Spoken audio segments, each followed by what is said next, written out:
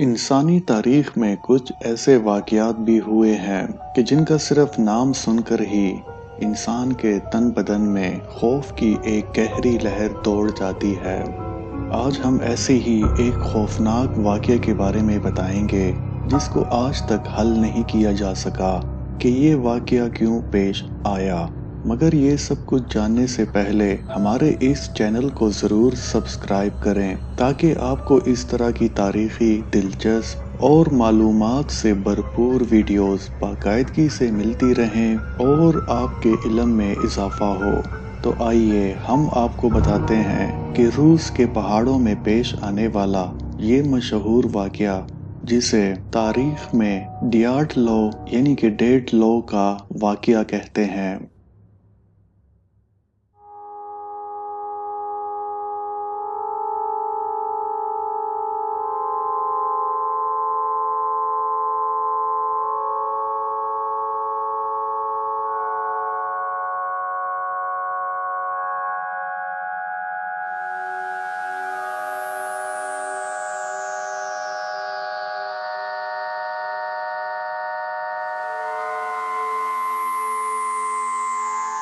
یہ واقعہ سخت ترین سردی میں پیش آیا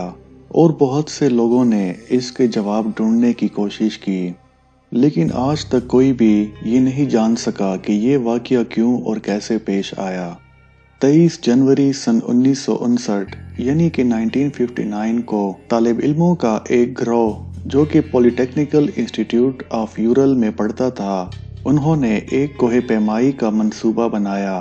اور انہوں نے یہ فیصلہ کیا کہ وہ روس کے شمال میں واقع اونچے پہاڑ جنہیں یورال ماؤنٹینز کہتے ہیں وہاں پر جائیں گے۔ جب انہوں نے اپنا یہ سفر شروع کیا تو ان میں سے ایک نوجوان طالب علم جس کا نام یوری تھا اور اس کی عمر 21 سال تھی، وہ اچانک بیمار ہو گیا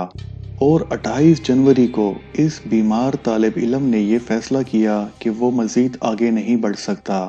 لہٰذا وہ واپس جائے گا۔ اور یہی ایک طالب علم ان طالب علموں کے گروہ میں واحد بچ جانے والا انسان تھا۔ اس گروہ میں تقریباً 10 طالب علم تھے جس میں سے 8 مرد اور 2 خواتین تھیں۔ انہوں نے یورال کے پہاڑوں تک پہنچنے کے لیے ایک راستے کا انتخاب کیا اور وہاں کی ایڈمنسٹریشن سے پرمیشن بھی لے لی۔ وہ اپنا سفر شروع کر کے انتہائی پرجوش اور خوش تھے۔ اس گروہ کا لیڈر آئیگر تھا جو کہ ان سب میں سے سب سے زیادہ ماہر کوہ پیما تھا اور اس سے پہلے بھی یہ کافی بڑے بڑے پہاڑ سر کر چکا تھا۔ ان کا پروگرام یہ تھا کہ یہ یورال کے پہاڑوں کی چوٹیوں پر 12 فروری تک پہنچ جائیں گے اور پھر وہاں سے واپسی ہوگی،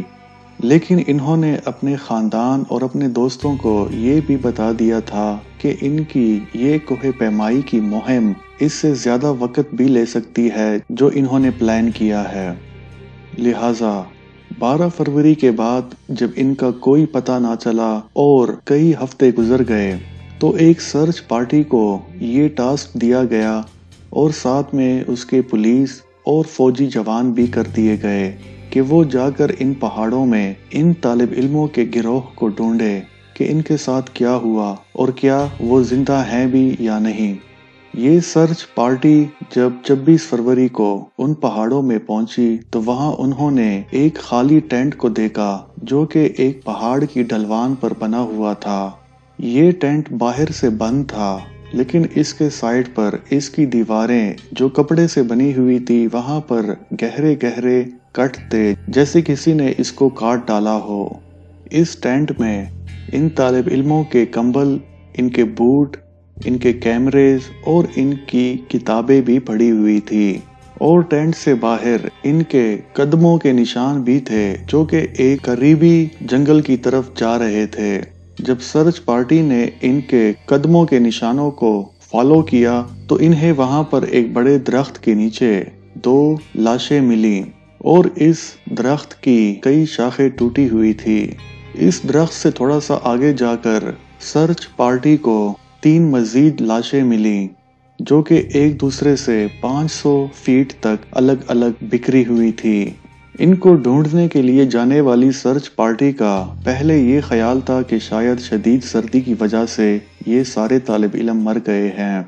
ان میں سے ایک طالب علم کی کھوپڑی میں ایک گہرا زخم تھا اور اس کی کھوپڑی ٹوٹ گئی تھی۔ سرچ پارٹی کو 5 لاشیں تو مل گئی تھی، لیکن باقی 5 لاشیں ڈھونڈنے کے لیے انہیں 2 مہینے لگ گئے، اور یہ لاشیں ان کو ٹینٹ سے کافی دور ایک گہری کائی میں ملی جہاں پر پانی بھی بہہ رہا تھا۔ ان 5 طالب علموں کی لاشوں میں کچھ کے جسم پر کوئی کپڑے نہیں تھے، اور ان کے کپڑے ان کے آس پاس ہی ٹکڑوں کی صورت میں پڑے ہوئے تھے، جیسے کسی وحشی درندے نے ان کو پھاڑ کر پھینک دیا ہو۔ ان میں سے 2 طالب علموں کے سینے پر گہری چوٹیں آئی تھی اور ان کی سینے کی ہڈیاں ٹوٹ گئی تھی، جبکہ 2 طالب علموں کی کھوپڑی کی ہڈی بری طرح سے ٹوٹ چکی تھی۔ یہ چوٹیں معمولی حادثے کا نتیجہ نہیں لگتی تھی، کیونکہ ماہرین کے مطابق اس طرح کی گہری اور زوراور چوٹیں انسان کو تب پیش آتی ہیں جب وہ کوئی تیز گاڑی میں ایکسیڈنٹ کر لیتا ہے۔ اس کے علاوہ حیرانی کی بات یہ تھی کہ جہاں پر ان کی ہڈیاں فریکچر ہوئی تھی، اس کے اوپر جلد پر کسی بھی زخم کے نشان نہیں تھے، لیکن اندر سے ہڈیاں ٹوٹی ہوئی تھی۔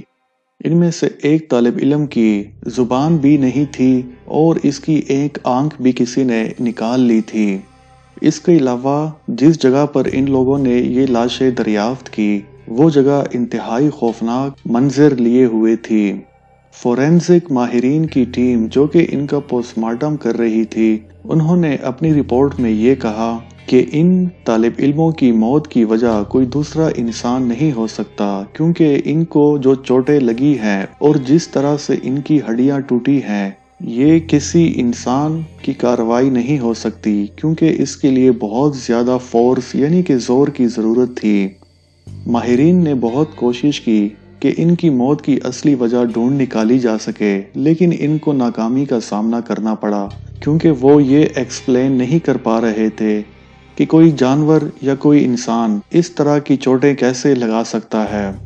اس کیس پر تحقیق کئی سالوں تک جاری رہی اور آخرکار سن 1990 میں اس کیس کے چیف انویسٹیگیٹر کو حکومت کی طرف سے یہ ہدایت دی گئی کہ وہ اس کیس کو بند کر دے اور اس کو عوام سے دور رکھے۔ اس کے علاوہ سرکاری رپورٹوں کے مطابق جب یہ واقعہ پیش آیا تو اس دوران میں یورال کے پہاڑوں میں انتہائی چمکدار ہوا میں اڑنے والے گول گول دائرے دیکھے گئے، جن کو دوسرے کوہ پیماؤں نے بھی دیکھا۔ اس کے علاوہ کچھ کوہ پیماؤں نے اس جگہ پر جب یہ واقعہ پیش آیا تھا تو اسی دن رات کے ٹائم پہ انہوں نے آسمان پر نارنجی رنگ کے گول گول دائرے بھی دیکھے۔ اس واقعے کو ایکسپلین کرنے کے لیے مختلف ماہرین نے مختلف تھیوریز پیش کی ہیں۔ کچھ لوگ کہتے ہیں کہ شاید روسی فوج اس وقت اس علاقے میں کوئی خفیہ ہتھیار کا ایکسپیریمنٹ کر رہی تھی، جس کی وجہ سے یہ مارے گئے۔ اس کے علاوہ سرکاری رپورٹوں کے مطابق طالب علموں کی لاشوں پر تابکاری یعنی کہ ریڈیشن کے اثرات بھی تھے۔ اس پہاڑ پر اس سے پہلے بھی ماضی میں اس طرح کے واقعات پیش آ چکے ہیں اور بہت سے کوہ پیما یہاں پر مختلف اور عجیب و غریب حالات میں مردہ پائے گئے۔ روسی ماہرین آج تک یہ پتہ نہیں لگا سکے کہ ان طالب علموں کی موت کا ذمہ دار کون ہے،